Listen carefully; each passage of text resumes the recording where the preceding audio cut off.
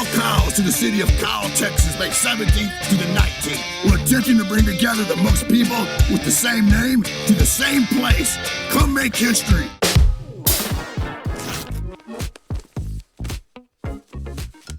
Un rassemblement très particulier aura bientôt lieu dans la ville de Kyle, au Texas. Au-delà d'être la ville avec le plus grand nombre de patates mises dans le placo et la plus grande consommation de Monster Energy par habitant, c'est aussi la ville qui va tenter le plus grand rassemblement de personnes nommé Kyle. Cette tentative aura lieu lors de la Kyle Fair, la fête foraine de Kyle, le 18 mai de cette année. Alors, le record ne concerne pas spécifiquement les personnes nommées Kyle, l'objectif étant uniquement de rassembler le plus grand nombre de personnes portant le même prénom. Actuellement, le record du plus grand rassemblement de personnes portant le même prénom date de 2017 et a été décroché en Bosnie-Herzégovine avec 2325 personnes nommées Ivan. L'année dernière, la ville de Kyle avait déjà tenté le record, mais avait malheureusement réussi à rassembler seulement 1490 Kyle. Il faudra faire encore preuve d'un petit peu de patience pour savoir si l'objectif sera atteint cette année, mais évidemment je vous tiendrai au courant sur Facebook et Instagram. Un puma a récemment semé la panique en Californie, plus précisément au sud de la ville de San Francisco. L'animal a été capturé par les caméras de surveillance d'un particulier qui s'est empressé de les partager à la police. À leur tour, les forces de l'ordre ont donc partagé la photo sur les réseaux sociaux afin de prévenir les habitants de la région de ne pas laisser leurs animaux de compagnie ainsi que leurs enfants à l'extérieur sans surveillance. En plus du message posté en ligne, une escouade a été envoyée à la recherche de l'animal afin de potentiellement pouvoir le capturer et le relâcher en dehors d'une région habitée. Mais malheureusement, ils trouvent rien. Et en fait, les habitants du quartier n'ont rien vu non plus. Et donc la police, à ce moment-là, re-regarde la photo qui leur avait été envoyée et se rendent compte que, en fait, c'est pas un puma, c'est juste un gros chat domestique. Et le plus drôle dans tout ça, c'est que quasiment tous les commentaires sous le post Facebook de la police pointent du doigt que c'est clairement juste un chat, peut-être en léger surpoids, mais qu'on est franchement très loin de la bête féroce. Un livre avec une histoire très glauque a récemment été le sujet d'un communiqué de la prestigieuse université de Harvard. Située à Cambridge dans le Massachusetts, la bibliothèque de l'école était en possession depuis 1934 d'un livre avec une reliure faite de cuir humain. Le livre, qui s'appelle Des destinées de l'âme par Arsène Houssaye, un romancier français du 19e siècle, appartenait à l'origine à un docteur nommé Ludovic Boulan, et c'est lui qui l'aurait relié avec de la peau humaine. Pourquoi ? On ne sait pas. Et d'ailleurs, on ne sait pas non plus de qui provient la reliure. La seule chose que l'on sait pour sûr, c'est que la peau appartenait à une femme. Probablement une patiente décédée du médecin qui n'a très certainement jamais donné son consentement pour être transformé en livre. Et du coup, l'ouvrage, qui par ailleurs était totalement disponible à l'emprunt pour n'importe qui, a reçu une nouvelle couverture. Et aux dernières nouvelles, l'école est en contact avec les autorités françaises pour tenter de déterminer la manière la plus respectueuse de disposer des restes.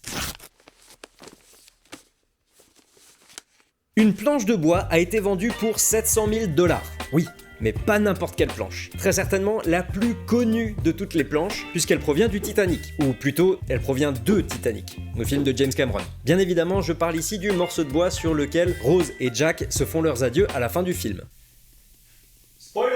Cette planche, qui a été au centre de nombreux débats de cinéphiles absolument insupportables en soirée, a atteint un prix final de vente de 718 750 $.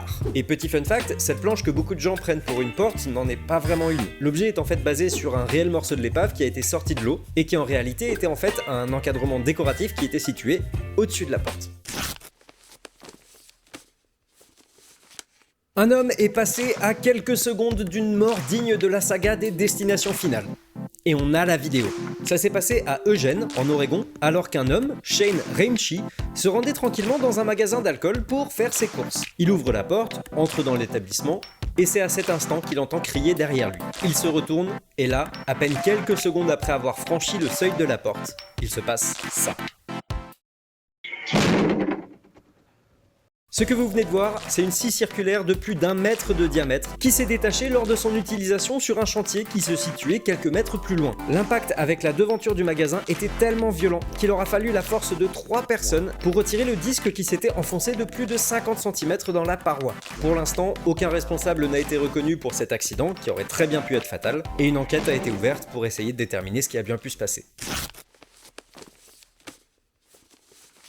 Petit disclaimer, l'histoire qui suit est tout aussi belle et inspirante qu'elle n'est triste. Donc si jamais le sujet du cancer est sensible pour vous et que vous voulez skipper ce passage, je vous laisse aller à ce timecode pour passer directement à la recommandation culturelle. Le 12 avril marquera le 44e anniversaire du Marathon de l'Espoir, un des événements caritatifs les plus importants de l'histoire. Tout commence quand un jeune homme nommé Terry Fox se fait diagnostiquer un cancer des os, qui le contraint à se faire amputer de sa jambe droite, afin de tenter d'éviter que celui-ci ne se propage dans le reste du corps. À l'époque, Terry n'a que 18 ans, mais par sa force de caractère et son incessante envie de faire le bien autour de lui, il ne se laisse pas abattre, loin de là. Aussitôt sa rééducation terminée, il se met en tête de lever des fonds pour la recherche contre le cancer. Comment ? En traversant le Canada d'un bout à l'autre, en courant. Le 12 avril 1980, Terry démarre son épopée à St. John's et s'élance pour une course de plusieurs milliers de kilomètres avec comme objectif de récolter $1 par habitant du Canada. À l'époque, cela correspond à environ 24 millions de dollars. Un objectif considérable, voire quasiment impossible pour un événement qui, à son départ, ne faisait absolument pas parler de lui. Mais cela n'a pas freiné le jeune homme qui, pendant 143 jours, aura parcouru pas loin de 5400 km. Au fil des étapes, la performance accumule une attention médiatique considérable, jusqu'à être relayée par les informations nationales. Petit à petit, l'objectif des 24 millions de dollars ne paraît plus si inatteignable. Malheureusement, le 1er septembre 1980, Terry se voit obligé de mettre fin à sa course avant d'atteindre sa destination, car son cancer est réapparu cette fois-ci dans ses poumons. Terry décède le 28 juin 1981, âgé seulement de 22 ans. Malgré la fin anticipée de sa course, Terry aura quand même atteint son objectif des 24 millions de dollars. Et même plus que ça en réalité. Parce que chaque année depuis, une journée de récolte de dons pour la recherche contre le cancer est célébrée en son nom. À ce jour, cet événement aura permis de récolter plus de 850 millions de dollars, plus de 35 fois l'objectif que s'était fixé Terry. Si jamais vous voulez et pouvez faire un don, ou juste si vous voulez vous renseigner sur cet événement, je vous mets un lien dans la description directement vers le site de l'organisme.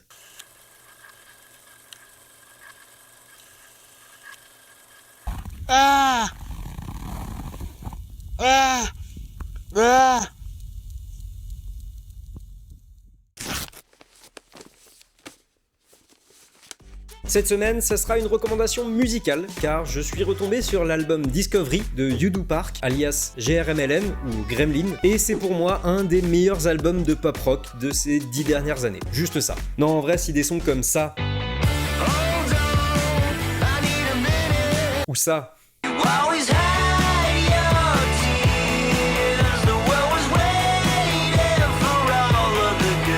ou encore ça,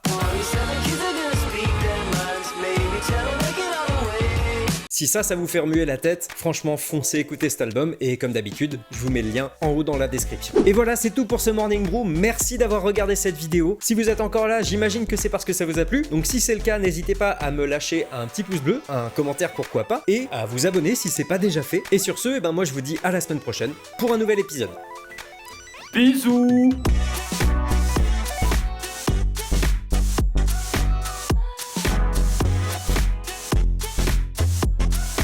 Bisous.